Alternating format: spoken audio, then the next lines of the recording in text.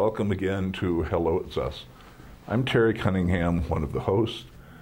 Hello, It's Us is based on the philosophy that life goes much better if it's us moving toward the same goal as opposed to you, me, and them all working at cross purposes. Tonight we have back our friend, Executive Director of MYAP, Roger Lusala. Hello. Thank you again, Roger. And of course, Keith Ruff. Hello. Go ahead and talk some more about what we didn't cover the last time, Well, which was amazing. It's MYP is really doing some amazing things. Just to talk about the services and where we came from. About 4 years ago in our after-school program, we're probably serving about 12 to 15 kids. And now the after-school program, we're serving over 60 kids. Wow. And this is kids of all age. We have, our group is divided into sections. We have the younger one, which are from 2-year-old to about 7-year-old, that they go in the same group and they do some amazing things. They do art, they do craft, they do a lot of group activities like swimming, bowling. And this after school is Monday to Friday, and most of it's 3 to 5:30. We actually are open until 6, so parents can pick up kids at 6 when they're getting off work. And then we have the second group, which is more the 10-year-old to middle school age.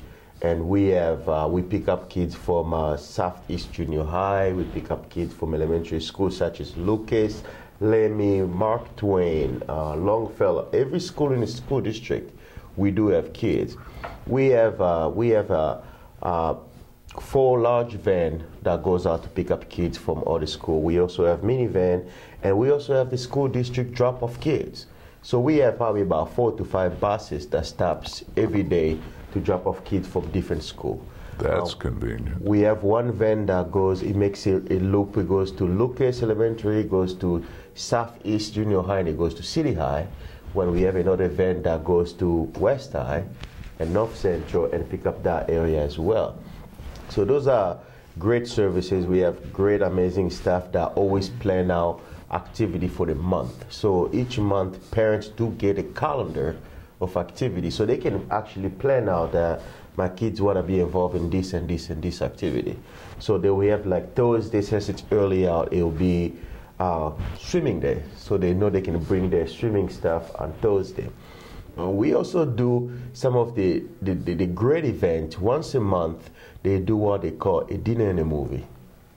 So kids stay in the building late, they cook dinner, and we have a large projector, and they watch movie. And we do that once a month, usually on the last Friday of the month. We also have what we call the weekend respite. Weekend respite usually on a Saturday. And most of the time, not always, they'll try to match it with the Iowa football game. So it'll give a parent a chance to go to the game and drop off their kid for respite services. So those are the great things that goes on in the after-school program. The day program is for those that have graduated high school. They have a large group. We have probably close to 55 to 65 people that come on a daily basis. And we are the only agency that provide extended hour for day program. So when most agencies you go from 8 to 3, we actually go from 8 to 5:30, 6 o'clock. So you can actually see that, and we collaborate with all the organizations in town. We collaborate with Systems Unlimited, Reach, Rem Iowa, and the Arc of Southeast, Goodwill. So sometimes when those agencies close at 3, people will get picked up there and get dropped off at MYP for the additional 2.5 hours left. So we have an extended hour, which it works best with parents because parents are not getting off at work at 3. Sure. They're getting off at work at 5 or 5:30. So it gives them time to come pick up their loved one. So those are the great programs that we have when it comes to day program. And the residential services that I was talking about, it's just amazing. Some of the homes that we have, those are brand new homes. It's really giving people a decent place to live. Mm-hmm. And we do serve some of the the tough people that, most people don't have the capacity to serve. We have staff who are trained in behavior intervention, so they can handle a little bit more behavior kids, and they can create a behavior plan to assist kids to live a better life. So those services are just amazing services. I've been with MYP going on my 5th year, and we have some of the great stuff. Our program director is amazing when it comes to really tailoring services based on each person's needs. We have some of a very good board of directors that are really involved. One of our board members, she actually runs our summer tennis program. So in the summer, she applies for the grant with the United States Tennis Association, and for the summer, kids have 12 weeks where they play tennis every Friday. Fred Peterson is one of the great tennis person, and he coaches that. So we have some amazing things that are going on. That it's just a unique thing. In the summer, we have one of our biggest fundraising. We call it a youth festival. This year, it's actually going to be on August 24th. It's at City Park. It's right next to the City Park ride, so kids can buy a wristband and use all the ride. Doing that, we have live music, we have great sponsor, we have food, we have just people having fun at the same time raising money for a good cause. All the money that we raise during that event, it goes back to the services. Last year, the money we raised, part of it went to purchase the wheelchair van that we have. So this year, we know that there's always a need for accessible transportation. Yeah. Especially with everything going on with the seat services. We need another new wheelchair van. So this year, our fundraising, the money will go for the purchase of another van. But every fundraising we do goes back to the services. And fundraising, it's probably about 5% of our budget. So even though the services are paid by Medicaid, we still use the community support when it comes to purchasing supply for the craft, purchasing supply for the summer program. Those are things that Medicaid doesn't pay for. Yeah, all the fun things that people enjoy. Exactly. But nobody wants to pay for. You gotta have a certain amount of that unrestricted money. You do. The vans that we have that picks up kids from the school district, there is no payment for that. That's a free service. It's a supplemental service that we provide because, but Medicare doesn't pay for that. So that's the extra things that comes from the fundraising and community support. So some of those things they should pay for, but yes. How are your home funded? Well, the people that live in the home, they pay rent. So it's a rental home. And, most of them pay their rent from their Social Security disability check that they get. And they get some of the city Section 8 housing supplement. And our home that we have, some of them are rented in the community, which is public landlord, and we do own some of them. So the one that we own, we purchase it by, saving money and putting a down payment and getting a loan to finance it. Is there any government funding at all? No, none of the house is completely government funded. We have 2 homes that we got the money from a community development grant, Iowa City Community Development Grant, to purchase the lot to build that wheelchair accessible home. So City of Iowa City is a great partner in that. So. But there's just amazing things going on in our community, and MYP is part of it. So you mentioned how much the after-school program has grown. Yes. How much of a need is there for more of that? There's a great need. Do you have any idea how many kids could use it, but due to capacity or whatever reason just can't right now? I think there's probably, based on the number of the referral that we get, we know there's a lot of kids out there that can use it, but many of them not using it because either they're not aware that it's there, And if there are weights there, it's a limited spacing. Because for us, when we get new referrals, we have to look at how many new staff we need to hire so we can bring those people in. So the way it's been growing, the need is there.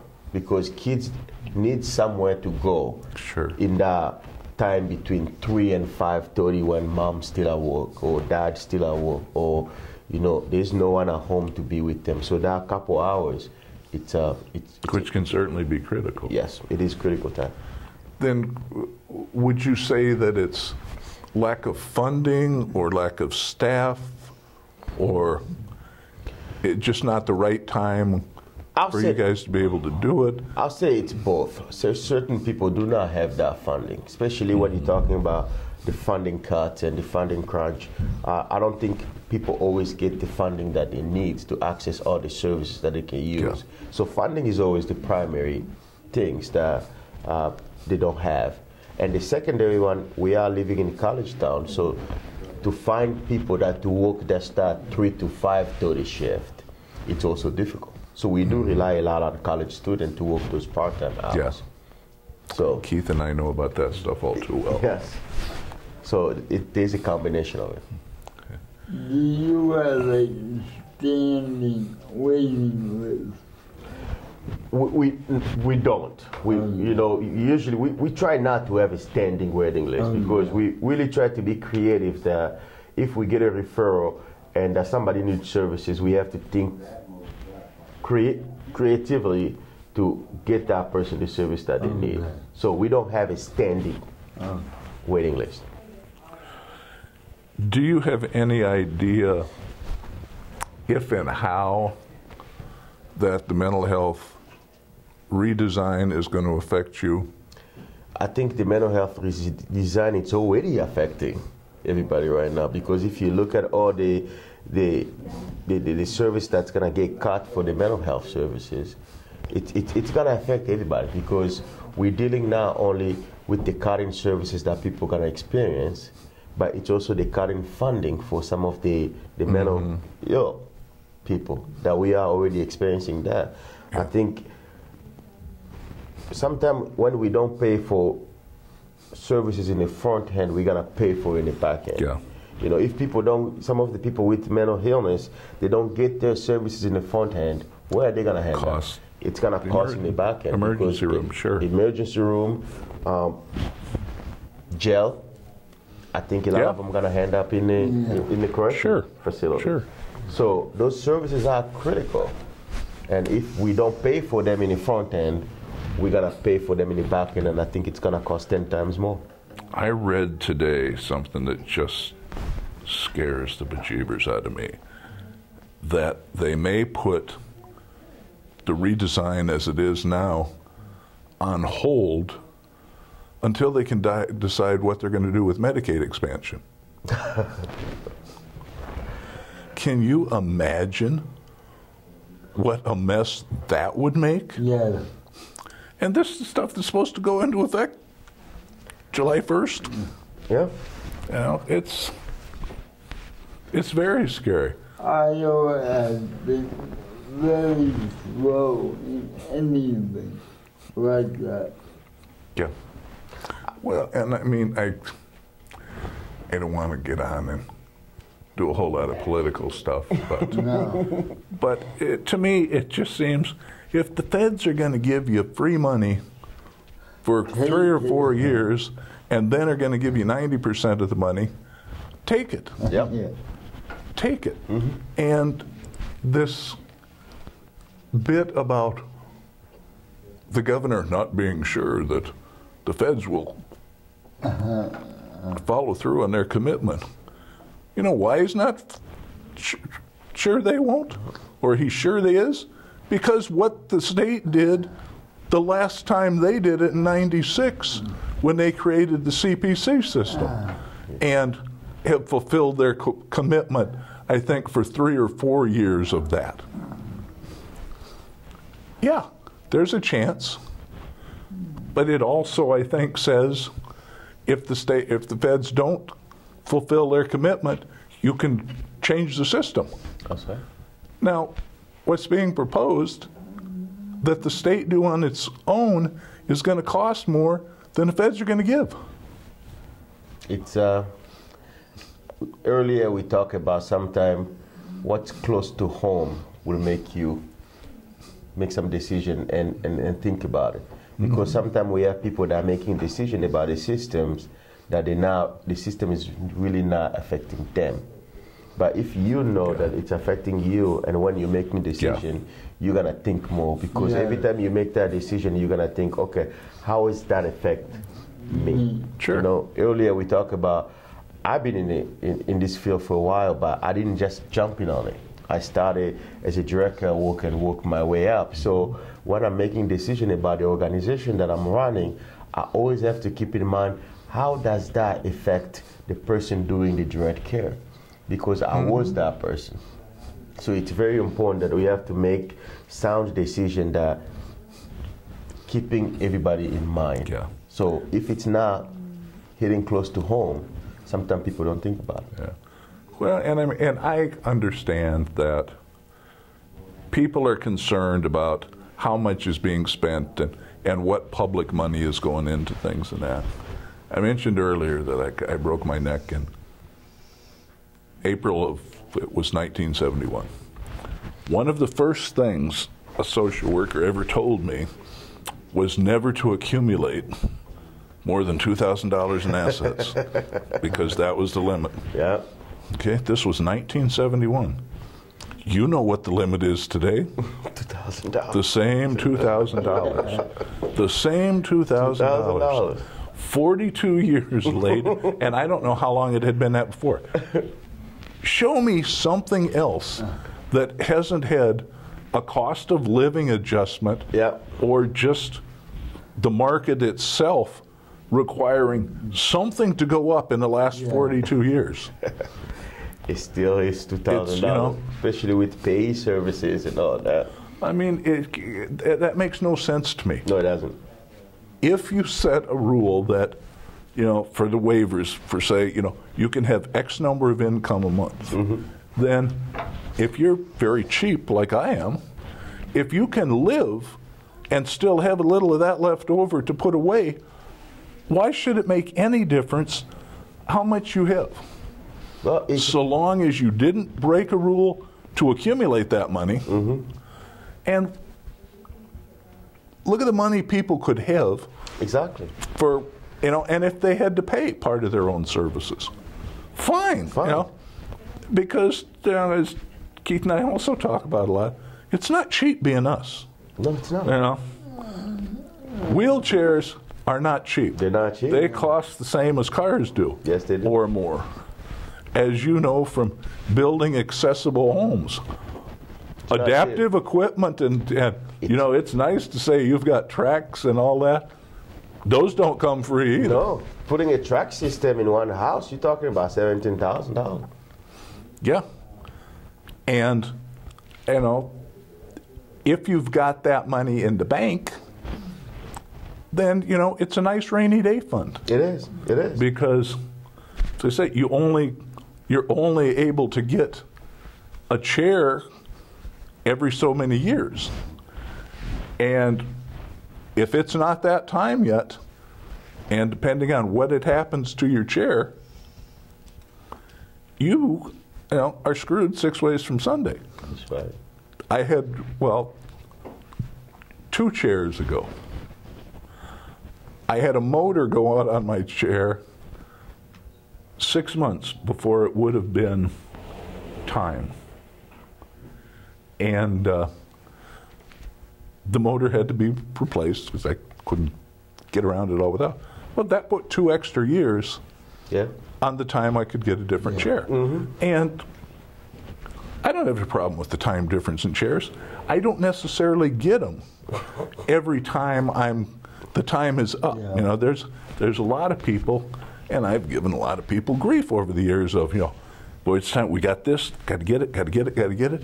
And they may have 5 or 6 of them in a basement. If it's still working.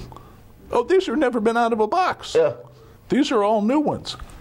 If it, you know, and I just sincerely believe you should treat that money as you do your own. That's right. Yeah. I have suggested to DHS on many occasions that if they sent people statements as to what their services cost every month, there would be a lot of people who would say, that's what it's cost.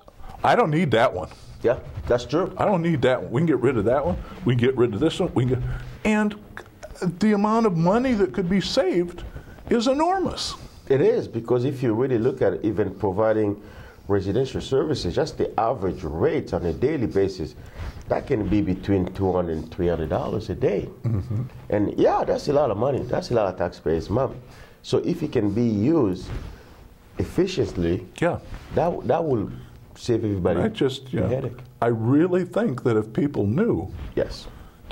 it's costing how much for Bobby to be? Oh, no, no, no, That's true. because, and especially when they know it's tax money, they know it's their money. But as I say,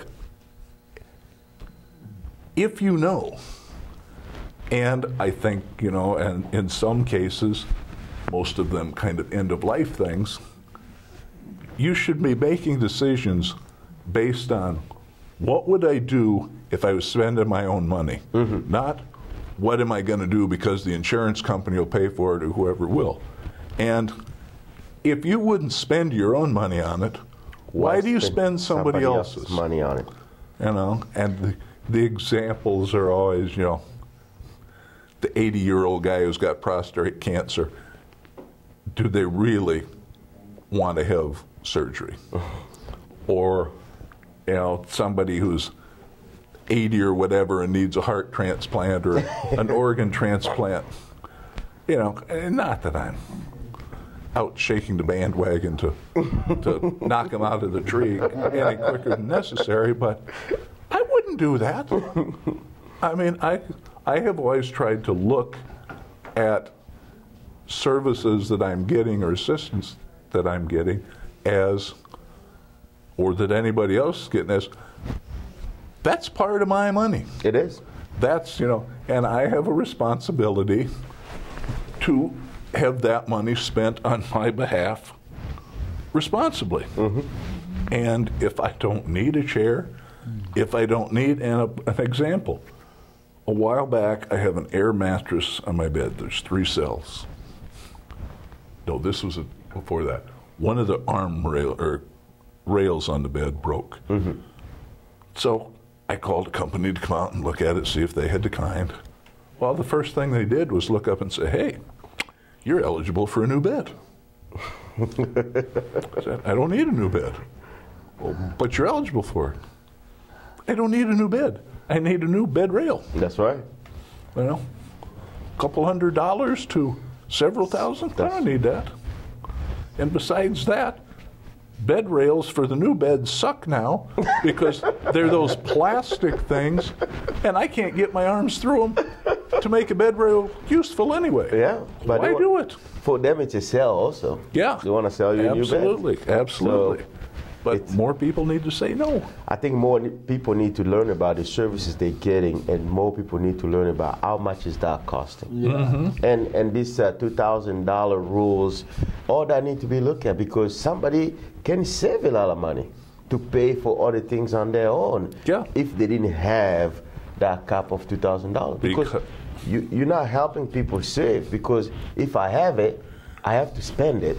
Even though I don't need to, but I have to spend it because and I we have all know cap. that's what happens. Yes. Okay, with next week's check, you're going over the limit. I gotta go shopping. You need to go on a shopping spree.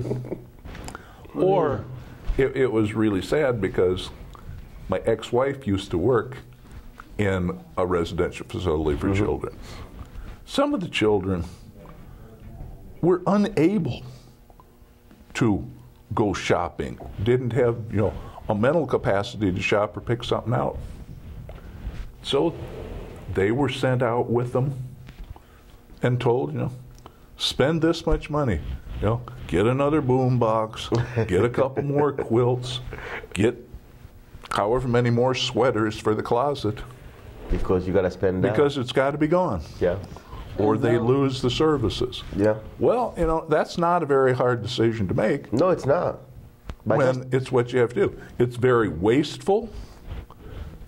It's just kind of makes you sick to have to do it. it does. And I think if more people know about it, it will make them sick too. Yeah. Because you're spending just for the sake of spending so you don't lose your services. Yeah. Why do you have to lose your service? Because you are good at budgeting Exactly. and saving. Exactly. So it doesn't make much sense. And a lot of government agencies don't realize that with a person like myself, it costs a lot less to keep me in my own environment than it does in a group home or institution. Sure. Yep. Yep. Yep. If they'd only ask us the questions. Yes. Got the answers. Nobody will answer the question or ask the questions.